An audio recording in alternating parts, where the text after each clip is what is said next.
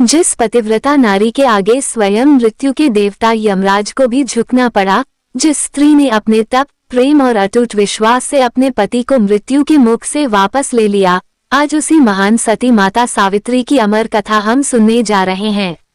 कहते हैं जो भी श्रद्धा और भक्ति से वट सावित्री व्रत की यह पावन कथा सुनता है, उसके जीवन से बड़े संकट दूर हो जाते हैं, पति पत्नी के बीच प्रेम बना रहता है और घर में अखंड सौभाग्य का वास होता है। तो भक्तिभाव से बोलिए धर्मराज जी की जय, माता सावित्री जी की जय।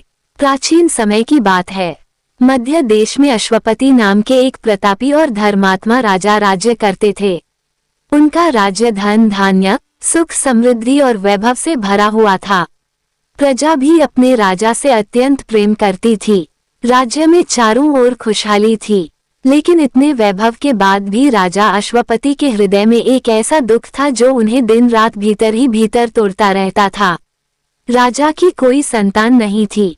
समय बीतता जा रहा था और राजा की चिंता बढ़ती जा रही थी। महल में उत्सव तो होते थे, लेकिन उत्तराधिकारी के बिना सब सूना लगता था। कई बार राजा रात को अकेले बैठकर भगवान से प्रार्थना करते और कहते, हे प्रभु, यदि संतान सुखी नहीं देना था तो इतना बड़ा राज्य और वैभव किस काम का। एक दिन राजसभा में विद्वान ब्राह्मणों और ऋषियों को बुलाया गया। राजा ने फोल्डेड हैंड्स के साथ कहा, हे मुनिवरों, मुझे बताए ऐसा कौन सा उपाय है जिससे मेरे घर संतान का जन्म हो सके। तब एक वृद्ध तपस्वी बोले, राजन, यदि आप पूर्ण श्रद्धा से माता सावित्री की उपासना करें तो निश्चित ही आपकी मनोकामना पूर्ण होगी। ये सुनते ही राजा ने उसी क्षण संकल्प ले लिया कि अब वे अपना जीवन देवी की आराधना में लगा देंगे। उस दिन से राजा अश्वपति ने कठोर तपस्या आरंभ कर दी। वे प्रतिदिन ब्रह्म मुहूर्त में उठते, स्नान कर माता सावित्री के मंत्रों का जाप करते, हवन करते और सैकड़ों ब्राह्मणों को भोजन कराते। धीरे धीरे दिनों ने महीनों का रूप ले लिया, महीनों ने वर्षों का, लेकिन राजा की भक्ति कभी कम नहीं हुई। तपस्या करते करते उनका शरीर कमजोर होने लगा, लेकिन विश्वास पहले से भी अधिक मजबूत हो गया। पूरे राज्य में चर्चा होने लगी कि राजा अपनी संतान के लिए कितना कठिन तप कर रहे हैं। एक दिन चतुर्थी तिथि की पावन सुबह थी। राजा हवन कर माता का स्मरण कर रहे थे। तभी अचानक पूरा वातावरण दिव्य प्रकाश से भर उठा। महल सुगंध से महकने लगा। आकाश में मधुर ध्वनि गूंज उठी। राजा ने अपनी आंखें खोली तो देखा कि स्वयं देवी सावित्री उनके सामने प्रकट हैं। देवी का तेज इतना अद्भुत था कि राजा उनकी ओर ठीक से देख भी नहीं पा रहे थे। वे तुरंत उनके चरणों में गिर पड़े। तब माता सावित्री ने मधुर स्वर में कहा, हे राजन, तुम्हारी भक्ति और तपस्या से मैं अत्यंत प्रसन्न हूँ। शीघ्र ही तुम्हारे घर एक दिव्य कन्या जन्म लेगी। वह साधारण कन्या नहीं होगी।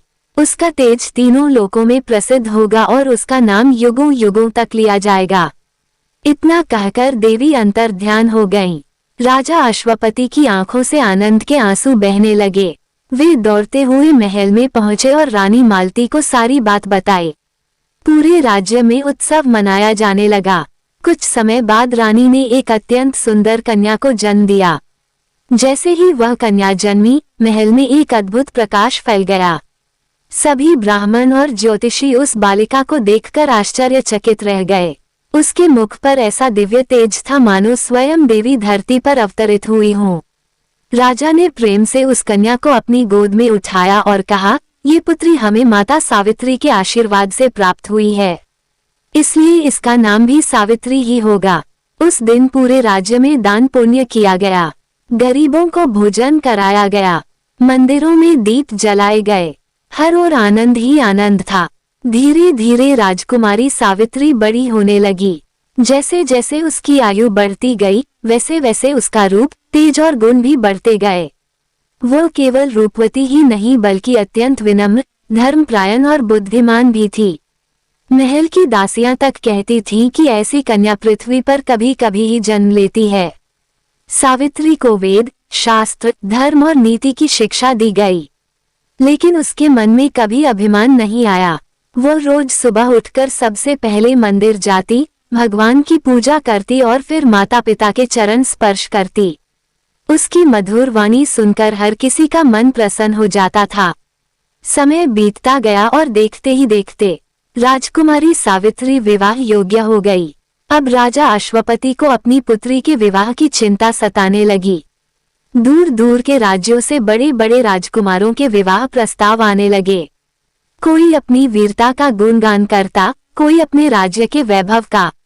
लेकिन जब भी कोई राजकुमार राजसभा में आता, राजा अश्वपति के मन को संतोष नहीं होता। उन्हें लगता कि उनकी पुत्री केवल रूप में ही नहीं बल्कि गुण, तेज और धर्म में भी अद्वितीय है, इसलिए उसका पति भी वैसा ही होना चाहिए। धीरे धीरे यह बात पूरे राज्य में फैल गई कि राजकुमारी सावित्री के योग्य वर मिलना आसान नहीं है। कई राजकुमार तो केवल उसके तेज को देखकर ही संकोच में पड़ जाते थे। स्वयं सावित्री के मुख पर ऐसा दिव्य तेज था कि लोग उसे साधारण राजकुमारी नहीं बल्कि देवी स्वरूप मानते थे। एक दिन राजा अश्वपति ने सावित्री को अपने पास बुलाया। उन्होंने बड़े प्रेम से कहा, पुत्री, अब समय आ गया है कि तुम्हारा विवाह कर दिया जाए। मैंने बहुत प्रयास किए लेकिन मुझे अब तक तुम्हारे योग्य वर नहीं मिला, इसलिए मैं तुम्हें स्वयं अपना वर चुनने की अनुमति देता हूँ। तुम तीर्थ यात्रा पर जाओ और अपने मन के अनुसार योग्य पति का चयन करो। पिता की बात सुनकर सावित्री ने विनम्रता से उनके चरण स्पर्श किए और बोली, पिताश्री, आपकी आज्ञा ही मेरे लिए धर्म है। अगले ही दिन सुंदर रथ सजाया गया। मंत्री, सैनिक और सेविकाएं साथ भेजी गईं। राजकुमारी सावित्री तीर्थ यात्रा के लिए निकल पड़ी। यात्रा करते हुए वह अनेक आश्रमों, मंदिरों और तीर्थों में गई। जहां भी जाती, ऋषि मुनि उसके संस्कार और विनम्रता की प्रशंसा करते। कई राजकुमारों ने उसे देखा लेकिन सावित्री का मन किसी पर नहीं ठहरा। उसके हृदय को जैसे किसी विशेष व्यक्ति की प्रतीक्षा थी। एक दिन यात्रा करते करते उसका रथ एक घने और सुंदर वन के समीप पहुंचा। वहां का दृश्य अत्यंत मनमोहक था। ऊंचे ऊंचे वृक्ष, पक्षियों की मधुर आवाजें, बहता हुआ निर्मल जल और चारों ओर अद्भुत शांति। सावित्री ने पहली बार उस वन को देखकर अपने मन में एक अजीब सा आकर्षण महसूस किया। उसने अपने सारथी से कहा, आज यहीं विश्राम करेंगे। तभी उसकी नजर थोड़ी दूर खड़े एक युवक पर पड़ी। वह साधारण वस्त्र पहने हुए था। उसके शरीर पर वृक्षों की छाल थी, सिर पर जटाएं थीं, लेकिन उसके मुख पर ऐसा तेज था कि सावित्री की दृष्टि उसी पर ठहर गई। वो युवक एक छोटे अश्व के साथ खेल रहा था और उसके चेहरे पर अद्भुत शांति थी। ऐसा लग रहा था मानो वन का सारा सौंदर्य उसी में समा गया हो। सावित्री कुछ क्षणों तक उसे निहारती रही। उसके हृदय में पहली बार एक अनोखी भावना जाग उठी। उसने अपने मंत्री से पूछा, ये तेजस्वी युवक कौन है? तभी वह युवक स्वयं आगे बढ़ा और विनम्रता से बोला, देवी, आप कौन हैं? इस वन में किस उद्देश्य से आई हैं? उसकी वाणी में इतना मधुर भाव था कि सुनते ही सावित्री का मन और भी अधिक उसकी ओर आकर्षित हो गया। मंत्री ने उत्तर दिया, यह मध्य देश के महाराज अश्वपति की पुत्री राजकुमारी सावित्री हैं। तीर्थ यात्रा करते हुए यहाँ पहुंची हैं। युवक ने तुरंत हाथ जोड़कर उनका स्वागत किया और बोला, राजकुमारी, आपके चरण हमारे इस छोटे से आश्रम में पड़े, ये हमारा सौभाग्य है। कृपया हमारे आश्रम को पवित्र कीजिए। सावित्री उसके साथ आश्रम की ओर बढ़ी। वहां पहुंचकर उसने देखा कि एक वृद्ध राजा और रानी साधारण वस्त्रों में बैठे हैं। दोनों की आंखों की ज्योति जा चुकी थी, फिर भी उनके चेहरे पर तेज और संतोष था। तब उस युवक ने कहा, मेरे पिता पहले साल देश के राजा थे। उनका नाम द्युमत सेन है, लेकिन दुर्भाग्यवश उनका राज्य छिन गया और वे नेत्रहीन हो गए। तब से हम इसी वन में रहकर तपस्या और साधारण जीवन व्यतीत कर रहे हैं। मैं उनका पुत्र सत्यवान हूँ। जैसे ही सावित्री ने सत्यवान नाम सुना, उसके मन में एक दिव्य कंपन सा हुआ। उसे ऐसा लगा मानो उसका हृदय उसी क्षण सत्यवान को अपना पति स्वीकार कर चुका है। सत्यवान के मुख पर तेज था, वाणी में विनम्रता थी और माता पिता के प्रति उसकी सेवा भावना देखकर सावित्री भीतर तक प्रभावित हो गई। उस रात सावित्री की आंखों में नींद नहीं थी। उसके मन में बार बार सत्यवान का चेहरा आ रहा था। सुबह होते ही उसने मन ही मन निश्चय कर लिया कि यदि वह विवाह करेगी तो केवल सत्यवान से ही करेगी। इसके बाद वह अपने महल लौट आई, लेकिन अब उसका मन हर समय उसी वन और सत्यवान के विचारों में खोया रहता था। कुछ दिनों बाद राजा अश्वपति ने सावित्री को अपने पास बुलाया और मुस्कुराते हुए पूछा, पुत्री तुम्हारी यात्रा कैसी रही? क्या तुम्हें अपने योग्य वर मिल गया? ये सुनते ही सावित्री का चेहरा लज्जा से झुक गया। कुछ क्षण मौन रहने के बाद उसने धीमे स्वर में कहा, पिताश्री मैंने अपने मन से एक पुरुष को पति रूप में स्वीकार कर लिया है। राजा अश्वपति प्रसन्न होकर बोले, पुत्री बताओ वह कौन है, किस राज्य का राजकुमार है? तब सावित्री ने सत्यवान और उसके परिवार के बारे में सब कुछ बता दिया। उसने कहा, पिताश्री वह वन में रहने वाला साधारण युवक अवश्य है, लेकिन उसके समान तेजस्वी, धर्मात्मा और माता पिता की सेवा करने वाला पुरुष मैंने आज तक नहीं देखा।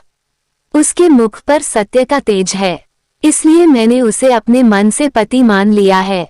राजा अश्वपति यह सुनकर कुछ क्षणों तक शांत रहे। तभी उसी समय राजसभा में वीणा की मधुर ध्वनि गूंज उठी। सभी ने देखा कि देवर्षि नारद जी वहां पधार रहे हैं। राजा तुरंत उठे और आदरपूर्वक उन्हें आसन दिया।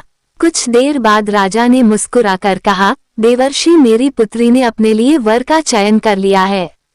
आप त्रिकालदर्शी हैं, कृपा करके बताइए वह युवक कैसा है?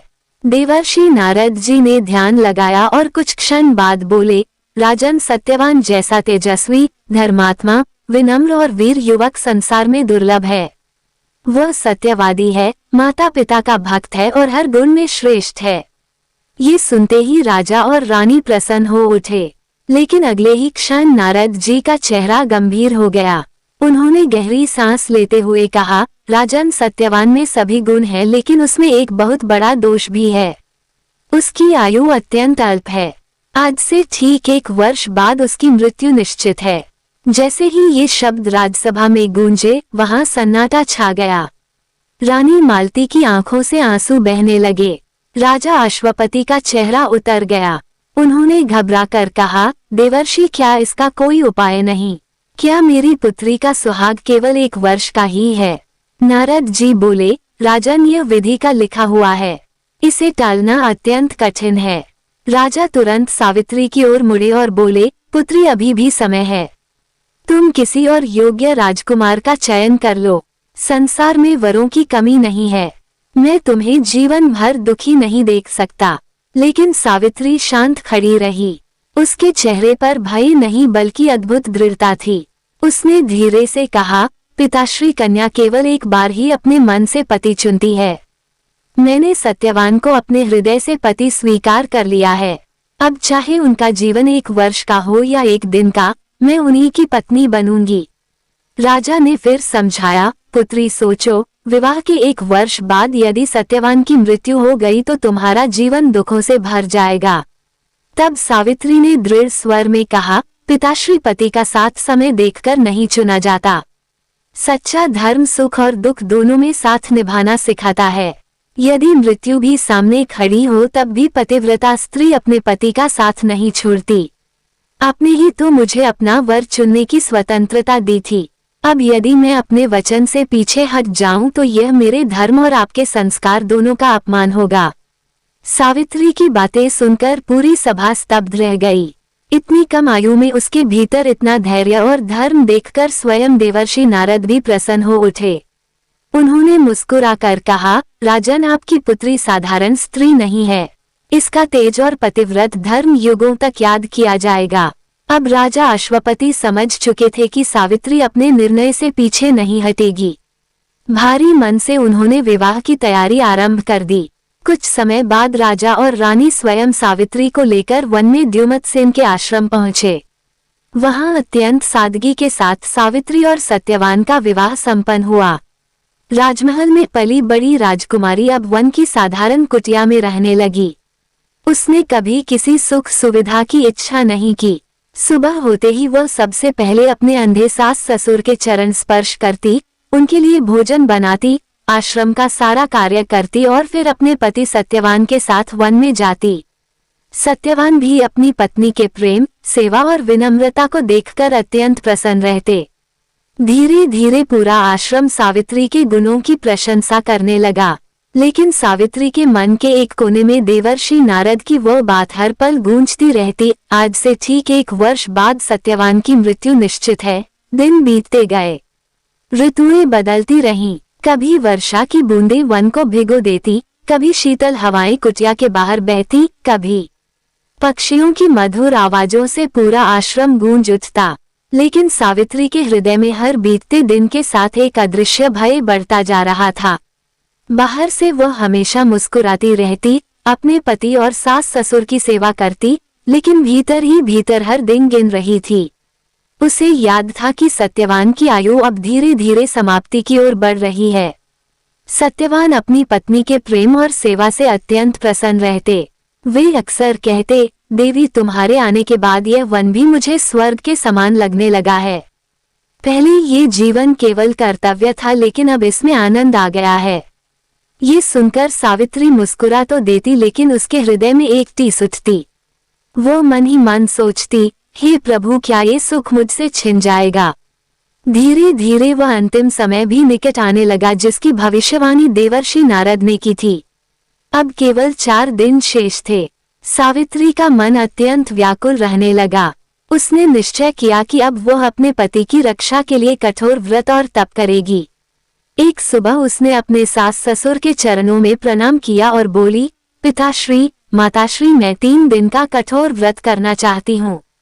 कृपा करके मुझे आज्ञा दीजिए। द्युमत्सेन ने प्रेम से कहा, पुत्री, तुम तो पहले ही बहुत सेवा करती हो। इतना कठोर उपवास मत करो, तुम्हारा शरीर कमजोर हो जाएगा। लेकिन सावित्री ने फोल्डेड हैंड्स के साथ कहा, पिताश्री, यह मेरा संकल्प है। कृपा करके मुझे आशीर्वाद दीजिए। सास ससुर ने उसे अनुमति दे दी। इसके बाद सावित्री ने 3 दिन तक अन्न और जल का त्याग कर दिया। वह दिन रात भगवान का स्मरण करती रहती। कभी वट वृक्ष के नीचे बैठकर प्रार्थना करती, कभी अग्नि के सामने दीप जलाकर अपने पति की लंबी आयु मांगती। उसकी आंखों में नींद नहीं थी। शरीर कमजोर होता जा रहा था, लेकिन विश्वास अडिग था। 3 दिन बीत गए। अब वह भयावह दिन आ चुका था। वही दिन जिसके बारे में देवर्षि नारद ने कहा था कि आज सत्यवान की आयु समाप्त हो जाएगी। सुबह का समय था। वन में पक्षियों की मधुर आवाजें गूंज रही थीं। सूर्य की किरणें वृक्षों के पत्तों से छनकर धरती पर पड़ रही थीं। सत्यवान कुल्हाड़ी उठाकर वन में लकड़ियां काटने जाने लगे। सावित्री का हृदय जोर जोर से धड़कने लगा। उसे लग रहा था जैसे आज कुछ अनिष्ट होने वाला है। वह तुरंत अपने पति के पास पहुंची और बोली, स्वामी, आज मैं भी आपके साथ वन में चलूंगी। सत्यवान ने आश्चर्य से कहा, देवी, तुमने 3 दिनों से कुछ नहीं खाया। तुम्हारा शरीर अत्यंत कमजोर है। वन का मार्ग कठिन है। तुम विश्राम करो, मैं शीघ्र लौट आऊंगा। लेकिन सावित्री की आंखें भर आईं। उसने धीमे स्वर में कहा, स्वामी, आज मेरा मन आपको अकेले जाने देने का नहीं कर रहा। कृपा करके मुझे भी साथ ले चलिए। सत्यवान मुस्कुराए और बोले, अच्छा चलो। दोनों वन की ओर चल पड़े। चलते चलते सत्यवान रास्ते भर पेड़ पौधों, पक्षियों और वन की सुंदरता के बारे में बातें करते रहे ताकि सावित्री का मन प्रसन्न रहे। लेकिन सावित्री आज बहुत शांत थी। वह बार बार अपने पति का चेहरा देख रही थी, जैसे हर पल को अपने हृदय में बसा लेना चाहती हो। कुछ देर बाद वे वन के भीतर गहराई में पहुंच गए। सत्यवान वृक्षों से लकड़ियां काटने लगे। अचानक उनके हाथ रुक गए। उन्होंने अपना सिर पकड़ लिया। उनके चेहरे पर पीड़ा साफ दिखाई देने लगी। सावित्री घबराकर उनके पास दौड़ी और बोली, स्वामी, क्या हुआ? सत्यवान धीमे स्वर में बोले, देवी, न जाने क्यों मेरे सिर में असहनीय पीड़ा हो रही है। ऐसा लग रहा है जैसे पूरा शरीर जल रहा हो। मेरी आंखों के सामने अंधेरा छा रहा है। ये सुनते ही सावित्री का हृदय कांप उठा। उसे तुरंत नारद जी की बात याद आ गई। उसकी आंखों से आंसू बहने लगे, लेकिन उसने स्वयं को संभाला। सत्यवान फिर बोले, देवी, मैं बहुत थक गया हूँ। मेरा सिर अपनी गोद में रख लो। मैं कुछ देर विश्राम करना चाहता हूँ। सावित्री वहीं भूमि पर बैठ गई और अपने पति का सिर गोद में रख लिया। उसकी आंखों से लगातार आंसू बह रहे थे, लेकिन वो उन्हें छिपाने का प्रयास कर रही थी। वह बार बार भगवान से प्रार्थना कर रही थी, हे प्रभु, मेरे सुहाग की रक्षा करना। धीरे धीरे सत्यवान की सांसें धीमी होने लगीं। उनका चेहरा शांत होता जा रहा था। अचानक उनका शरीर बिल्कुल स्थिर हो गया। वन में एक अजीब सी निस्तब्धता छा गई। पक्षियों की आवाजें भी जैसे थम गईं। सावित्री समझ चुकी थी उसके पति के प्राण निकल चुके हैं। लेकिन उसी क्षण अचानक उसके सामने एक दिव्य प्रकाश प्रकट हुआ। उसने देखा कि एक अत्यंत तेजस्वी पुरुष वहां खड़े हैं। उनका शरीर श्याम वर्ण का था, पीतांबर धारण किए हुए थे, हाथ में पाश था और उनके मुख पर अद्भुत तेज था। उनके पीछे मृत्यु और काल भी खड़े थे। सावित्री तुरंत समझ गई, स्वयं धर्मराज यमराज उसके पति के प्राण लेने आए हैं। धर्मराज यमराज धीरे धीरे सत्यवान के शरीर के समीप आए। उनके हाथ में दिव्य पाश चमक रहा था। सावित्री कांपते हुए हृदय से अपने पति का सिर गोद में रखे बैठी थी। उसकी आंखों से आंसू बह रहे थे, लेकिन उसके चेहरे पर भय से अधिक दृढ़ता दिखाई दे रही थी। तभी यमराज ने अपने पाश से सत्यवान के शरीर से अंगूठे के समान प्रकाश में सूक्ष्म शरीर को बाहर निकाला। वह दिव्य ज्योति ही सत्यवान के प्राण थे। जैसे ही यमराज ने उसे अपने अधीन किया, सत्यवान का शरीर बिल्कुल निश्चल हो गया। वन का वातावरण और भी गंभीर हो उठा। हवा मानो थम सी गई। वृक्षों के पत्ते भी स्थिर हो गए थे, लेकिन सावित्री की आंखें अपने पति के सूक्ष्म शरीर पर ही टिकी थीं। यमराज दक्षिण दिशा की ओर चलने लगे।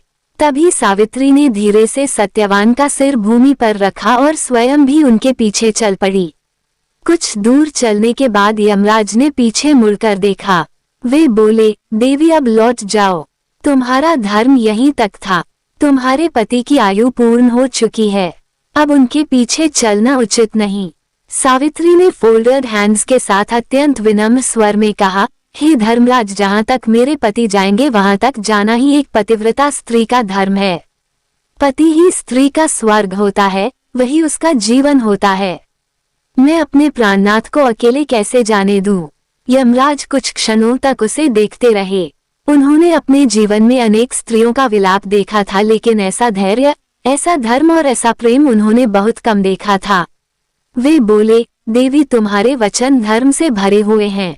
मैं तुमसे प्रसन्न हूँ। तुम सत्यवान के प्राणों को छोड़कर कोई भी एक वरदान मांग सकती हो। सावित्री ने तुरंत कहा, हे धर्मराज, मेरे सास ससुर ने जीवन में बहुत दुख सहा है। मेरे ससुर द्युमत्सेन ने अपना राज्य खो दिया और अपनी आंखों की ज्योति भी। कृपा करके उन्हें फिर से नेत्र ज्योति और उनका खोया हुआ राज्य प्राप्त हो जाए। यमराज बोले, तथास्तु। तुम्हारे ससुर को उनकी आंखों की रोशनी और उनका राज्य दोनों वापस मिल जाएंगे।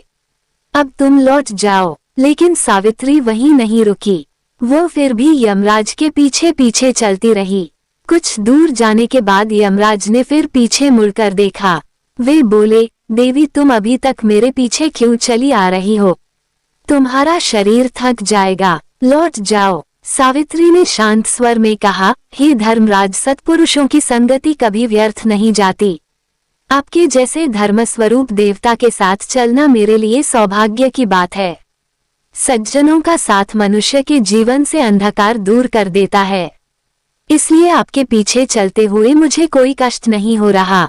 यमराज अब उसके ज्ञान और धैर्य से प्रभावित होने लगे थे। वे बोले, देवी, तुम्हारी वाणी अत्यंत मधुर और धर्मयुक्त है। मैं तुमसे फिर प्रसन्न हुआ हूँ। एक और वरदान मांग लो। सावित्री बोली, प्रभु, मेरे पिता राजा अश्वपति संतान के लिए वर्षों तक तप करते रहे थे। कृपा करके उन्हें 100 तेजस्वी पुत्रों का सुख प्राप्त हो। यमराज बोले, तथास्तु। तुम्हारे पिता को 100 पराक्रमी पुत्र प्राप्त होंगे। अब तुम वापस लौट जाओ। लेकिन सावित्री फिर भी नहीं रुकी। वो उसी श्रद्धा और शांत भाव से यमराज के पीछे चलती रही। अब यमराज के मन में भी आश्चर्य होने लगा। वे सोचने लगे, ये कैसी स्त्री है? इसका शरीर कमजोर है, 3 दिनों से इसने अन्न तक ग्रहण नहीं किया, फिर भी इसके कदम रुक नहीं रहे। इसके भीतर अवश्य कोई दिव्य शक्ति है। कुछ देर बाद यमराज फिर रुके और बोले, देवी, अब बहुत दूर आ चुकी हो। तुम्हारा यहाँ तक आना ही अद्भुत है। अब लौट जाओ। तब सावित्री ने अत्यंत भावपूर्ण स्वर में कहा, हे धर्मराज, इस संसार में धर्म ही मनुष्य का सच्चा साथी होता है। धन, राज्य, शरीर और संबंध सब यहीं रह जाते हैं, लेकिन धर्म मृत्यु के बाद भी साथ जाता है। जो माता पिता, गुरु और पति की सेवा करता है वही सच्चा पुण्य प्राप्त करता है। और जो स्त्री अपने पति का साथ अंतिम क्षण तक निभाती है वही पतिव्रता कहलाती है। यमराज उसकी बातें सुनकर भीतर तक प्रभावित हो उठे। उन्हें महसूस होने लगा कि यह कोई साधारण स्त्री नहीं बल्कि पतिव्रता धर्म की साक्षात मूर्ति है। यमराज कुछ क्षणों तक मौन रहे। उनके गंभीर चेहरे पर भी अब सावित्री के लिए सम्मान दिखाई देने लगा था। उन्होंने पहले कभी किसी स्त्री को इतना धैर्यवान, इतना बुद्धिमान और अपने पति के प्रति इतना समर्पित नहीं देखा था। वे बोले, हे साध्वी, तुम्हारी वाणी धर्म और सत्य से भरी हुई है। तुम्हारे शब्द मेरे हृदय को स्पर्श कर रहे हैं। मैं तुमसे अत्यंत प्रसन्न हूँ। सत्यवान के प्राणों को छोड़कर एक और वरदान मांग लो। सावित्री ने तुरंत हाथ जोड़कर कहा, हे धर्मराज, यदि आप मुझ पर प्रसन्न हैं तो मुझे यह वरदान दीजिए कि मैं अपने पति सत्यवान के 100 तेजस्वी पुत्रों की माता बनूं। यमराज उस समय सावित्री की भक्ति और मधुर वाणी में इतने प्रभावित हो चुके थे कि बिना विचार किए तुरंत बोल उठे, तथास्तु, तुम्हें 100 पराक्रमी पुत्रों का सुख प्राप्त होगा। इतना कहकर वे आगे बढ़ने लगे, लेकिन कुछ ही कदम चलने के बाद अचानक उनके चरण रुक गए। उनके मुख पर आश्चर्य उभर आया। उन्हें अपनी ही वाणी का स्मरण हो आया। वे मन ही मन सोचने लगे, मैंने सावित्री को सत्यवान से 100 पुत्रों का वरदान दे दिया, लेकिन सत्यवान तो मेरे साथ है। बिना पति के यह वरदान कैसे पूर्ण होगा। उसी क्षण यमराज समझ गए कि सावित्री ने अपने धैर्य, बुद्धि और पतिव्रता धर्म से उन्हें पराजित कर दिया है। यमराज धीरे से मुस्कुराए। पहली बार उनके कठोर चेहरे पर करुणा और प्रसन्नता एक साथ दिखाई दी। उन्होंने पीछे मुड़कर सावित्री को देखा। वो अब भी फोल्डेड हैंड्स के साथ शांत भाव से उनके पीछे खड़ी थी। उसकी आंखों में आंसू थे, लेकिन विश्वास उससे भी अधिक गहरा था। तब यमराज बोले, हे महान पतिव्रता सावित्री, आज तुम्हारी भक्ति, निष्ठा और धर्म ने स्वयं मृत्यु को भी बांध लिया है। संसार में बहुत लोग तप करते हैं, बहुत लोग यज्ञ करते हैं, लेकिन पति के प्रति ऐसा अटूट प्रेम और धर्म बहुत दुर्लभ है। उन्होंने आगे कहा, देवी, तुम्हारे जैसी पतिव्रता स्त्री युगों में एक बार जन्म लेती है। तुमने अपने प्रेम और सत्य से मुझे प्रसन्न ही नहीं बल्कि विवश कर दिया है। इसलिए मैं सत्यवान के प्राण तुम्हें वापस लौटाता हूँ। इतना कहते ही यमराज ने अपने हाथ का दिव्य पाश खोला। उसी क्षण सत्यवान के प्राण रूपी दिव्य ज्योति मुक्त होकर आकाश में चमकी और पल भर में वन की ओर लौट गई। यमराज बोले, अब तुम्हारा पति पुनः जीवित होगा। वह दीर्घायु रहेगा। तुम दोनों कई वर्षों तक सुखपूर्वक जीवन व्यतीत करोगे। तुम्हारे ससुर को उनका राज्य वापस मिलेगा। तुम्हारे पिता को 100 पुत्र प्राप्त होंगे और तुम्हारा नाम युगों युगों तक पतिव्रता स्त्रियों में सर्वोच्च लिया जाएगा। इसके बाद धर्मराज ने आशीर्वाद देते हुए कहा, जो भी स्त्री श्रद्धा और विश्वास से तुम्हारा स्मरण करेगी, उसका सुहाग अखंड रहेगा। जो इस व्रत की कथा सुनेगा, उसके जीवन से बड़े बड़े संकट दूर हो जाएंगे। इतना कहकर स्वयं धर्मराज यमराज वहां से अदृश्य हो गए। उधर वन में रात गहराने लगी थी। चारों ओर अंधकार फैल चुका था। सावित्री तेजी से उसी वृक्ष के पास लौटी जहां सत्यवान का शरीर पड़ा हुआ था। उसके कदम कांप रहे थे, लेकिन हृदय में अब आशा का दीप जल चुका था। वो अपने पति के पास बैठ गई और उनका सिर फिर से अपनी गोद में रख लिया। कुछ ही क्षण बीते थे कि सत्यवान के शरीर में हलचल होने लगी। उनके हाथ धीरे धीरे हिलने लगे। फिर उन्होंने गहरी सांस ली और आंखें खोल दी। सत्यवान ने आश्चर्य से चारों ओर देखा और धीमे स्वर में कहा, देवी, मैं अभी जैसे किसी गहरी नींद से जागा हूँ। मुझे ऐसा लगा जैसे कोई तेजस्वी पुरुष मुझे कहीं दूर ले जा रहा था। फिर अचानक सब कुछ शांत हो गया। आखिर मेरे साथ क्या हुआ था? ये सुनते ही सावित्री की आंखों से खुशी के आंसू बह निकले। जिस सुहाग को उसने अपने तप, धर्म और प्रेम से मृत्यु के मुख से वापस पाया था, वो उसके सामने जीवित बैठा था। सावित्री अपने आंसुओं को रोक नहीं पा रही थी। वह बार बार अपने पति का चेहरा देख रही थी, मानो उसे विश्वास ही नहीं हो रहा कि सत्यवान सचमुच वापस लौट आए हैं। उसके हृदय में भगवान के प्रति कृतज्ञता उमड़ रही थी, लेकिन उसने स्वयं को संभाला और धीमे स्वर में बोली, स्वामी, अभी रात बहुत हो चुकी है। वन भी अत्यंत घना और भयानक है। आइए अब हम आश्रम लौट चलें। वहां पहुंचकर मैं आपको सब कुछ बताऊंगी। सत्यवान अभी भी कुछ दुर्बल महसूस कर रहे थे, लेकिन सावित्री के सहारे उठ खड़े हुए। दोनों धीरे धीरे आश्रम की ओर चलने लगे। रात का अंधकार पूरे वन में फैल चुका था। दूर कहीं जंगली पशुओं की आवाजें सुनाई दे रही थीं, लेकिन आज सावित्री के मन में भय नहीं था। उसके भीतर केवल एक ही भावना थी, मेरा सुहाग बच गया। उधर आश्रम में द्युमतसेन और उनकी पत्नी अत्यंत चिंतित बैठे थे। रात काफी बीत चुकी थी, लेकिन सत्यवान और सावित्री अभी तक लौटे नहीं थे। माता बार बार रो पड़ती और कहती, पता नहीं मेरे पुत्र के साथ क्या हुआ होगा। तभी अचानक आश्चर्यजनक घटना घटी। वर्षों से नेत्रहीन द्युमतसेन की आंखों में हलचल होने लगी। धीरे धीरे उनकी आंखों की ज्योति लौट आई। उन्होंने पहली बार अपनी पत्नी और आश्रम को देखा। वे आश्चर्य से कांप उठे। उन्होंने उत्साहित होकर कहा, देवी, मुझे दिखाई दे रहा है, मैं सब कुछ देख पा रहा हूँ। उनकी पत्नी की आंखों से खुशी के आंसू बह निकले। आश्रम में उपस्थित ऋषि मुनि भी यह चमत्कार देखकर स्तब्ध रह गए। तभी दूर से दो आकृतियां आश्रम की ओर आती दिखाई दी। द्युमतसेन की आंखें भर आईं। वे भावुक होकर बोले, वह मेरा पुत्र सत्यवान है और उसके साथ सावित्री भी है। कुछ ही क्षणों में सत्यवान और सावित्री आश्रम पहुंच गए। माता पिता ने दौड़कर अपने पुत्र को गले से लगा लिया। वर्षों बाद आंखों की ज्योति प्राप्त करने वाले द्युमतसेन अपने पुत्र का चेहरा देखकर फूट फूट कर रो पड़े। सत्यवान आश्चर्य से बोले, पिताश्री, आपकी आंखें। तब द्युमतसेन बोले, पुत्र, यह सब अवश्य तुम्हारी पतिव्रता पत्नी के तप का फल है। उस रात पूरे आश्रम में कोई नहीं सोया। सभी जानना चाहते थे कि वन में आखिर क्या हुआ था।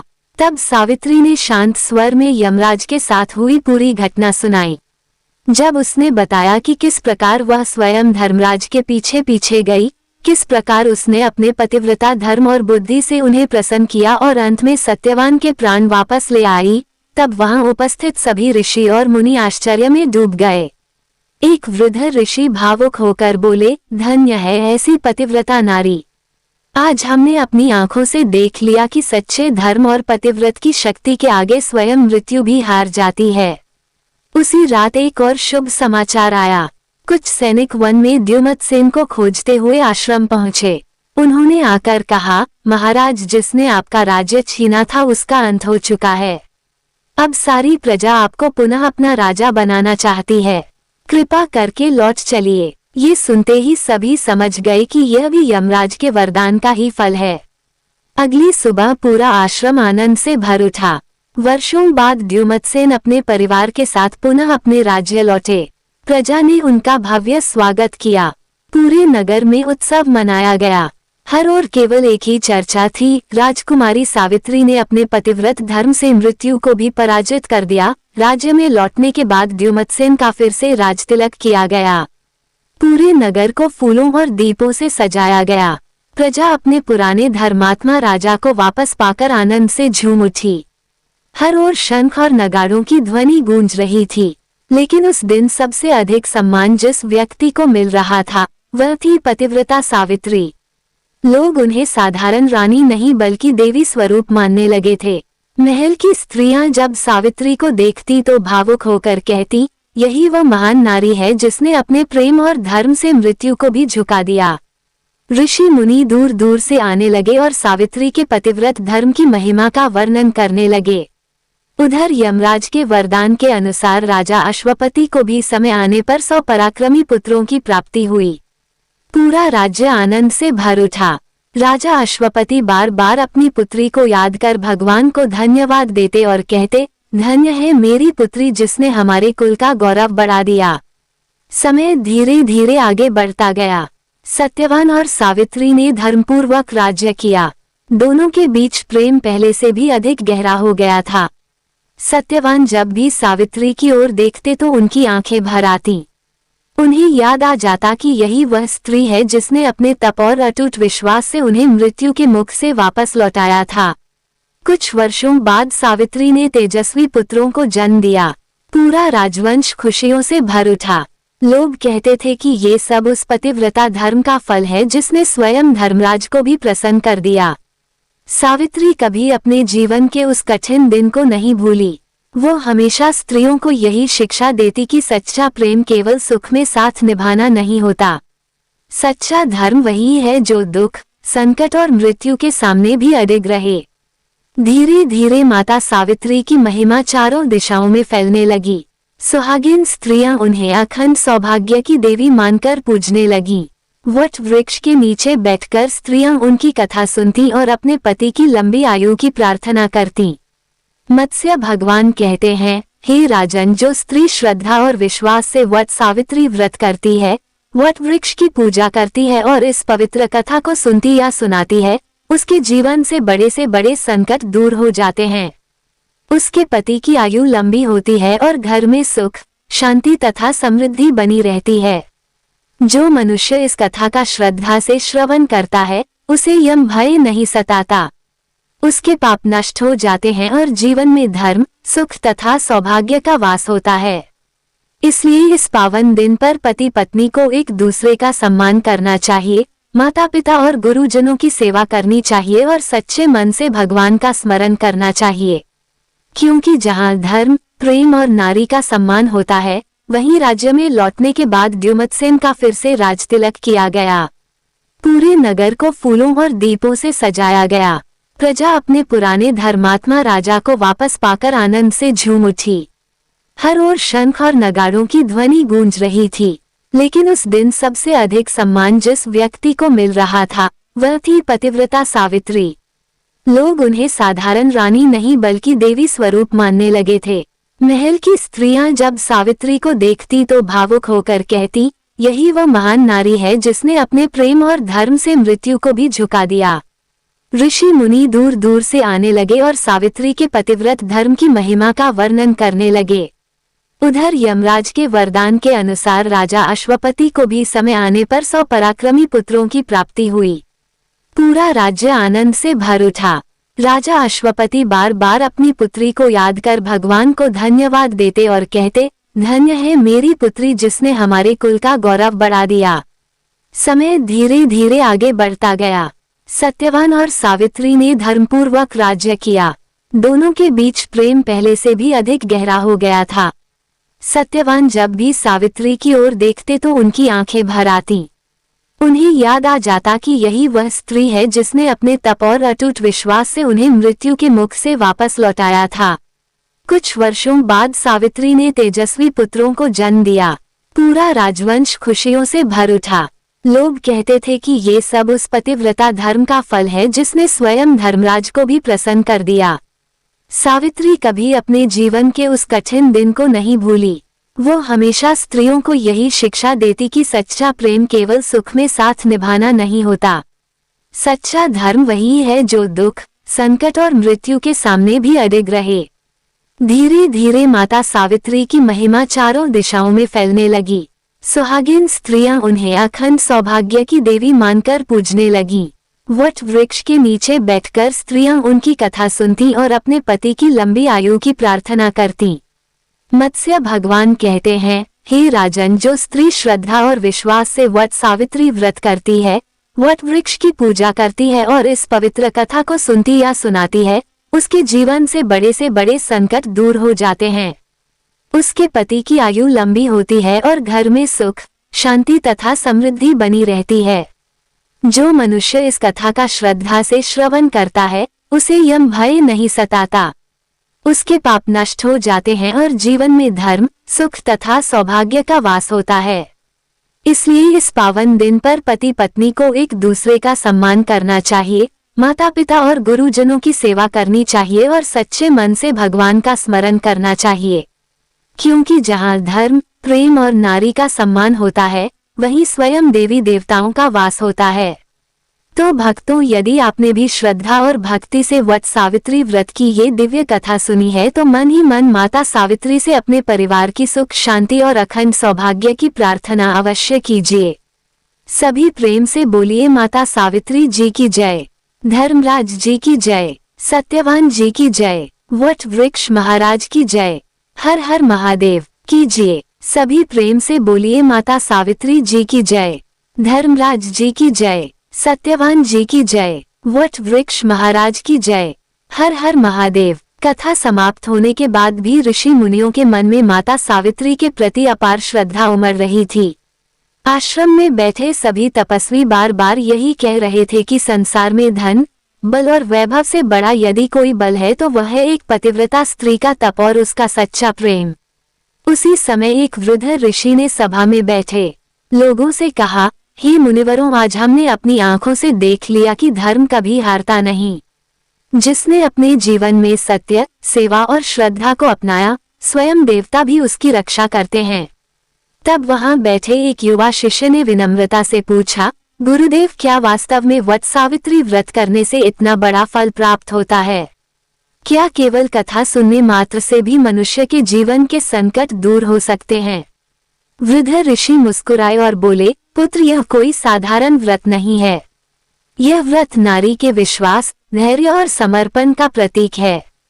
जिस प्रकार माता सावित्री ने अपने अटूट पतिव्रत धर्म से मृत्यु को भी पराजित कर दिया था, उसी प्रकार जो स्त्री श्रद्धा से यह व्रत करती है उसके जीवन में आने वाले बड़े बड़े संकट भी टल जाते हैं। उन्होंने आगे कहा, वट वृक्ष को इसीलिए पूजनीय माना गया है क्योंकि वह दीर्घायु, स्थिरता और अखंड जीवन का प्रतीक है। उसकी जड़ें जितनी गहरी होती हैं, उसी प्रकार पति पत्नी का संबंध भी विश्वास और धर्म पर टिका होना चाहिए। ऋषि बोले, जो सुहागिन स्त्री ज्येष्ठ अमावस्या के दिन प्रातः स्नान करके वट वृक्ष की पूजा करती है, धागा बांधकर अपने पति की लंबी आयु की कामना करती है और श्रद्धा से माता सावित्री की कथा सुनती है, उसे अखंड सौभाग्य का आशीर्वाद प्राप्त होता है। इतना ही नहीं, यदि कोई पुरुष भी श्रद्धा से इस कथा का श्रवण करता है तो उसके जीवन से भय, दुख और दुर्भाग्य दूर हो जाते हैं। क्योंकि यह कथा केवल एक स्त्री के पतिव्रत की नहीं बल्कि धर्म, प्रेम और विश्वास की शक्ति की कथा है। धीरे धीरे यह पावन कथा पूरे आर्यावर्त में फैल गई। गांव-गांव और नगर नगर में स्त्रियां वट वृक्ष के नीचे एकत्र होकर माता सावित्री का स्मरण करने लगीं। कोई अपने पति की लंबी आयु के लिए प्रार्थना करती, कोई अपने परिवार की सुख शांति के लिए। कहते हैं जहां श्रद्धा से माता सावित्री का नाम लिया जाता है वहां यमराज भी अपने भक्तों की रक्षा करते हैं। जिस घर में ये कथा सुनाई जाती है वहां नकारात्मक शक्तियां प्रवेश नहीं कर पाती और घर में सुख समृद्धि बनी रहती है। समय बीतता गया लेकिन माता सावित्री का नाम अमर हो गया। आज भी जब कोई सुहागिन स्त्री वट सावित्री व्रत करती है तो उसे वही दिव्य आशीर्वाद प्राप्त होता है जो माता सावित्री को मिला था। इसलिए भक्तों इस पावन दिन पर केवल व्रत ही नहीं बल्कि अपने जीवन में भी माता सावित्री के गुणों को अपनाए। अपने माता पिता का सम्मान कीजिए, अपने जीवन साथी का आदर कीजिए और हर परिस्थिति में धर्म का साथ मत छोड़िए, क्योंकि सच्चा धर्म ही अंत में मनुष्य की रक्षा करता है।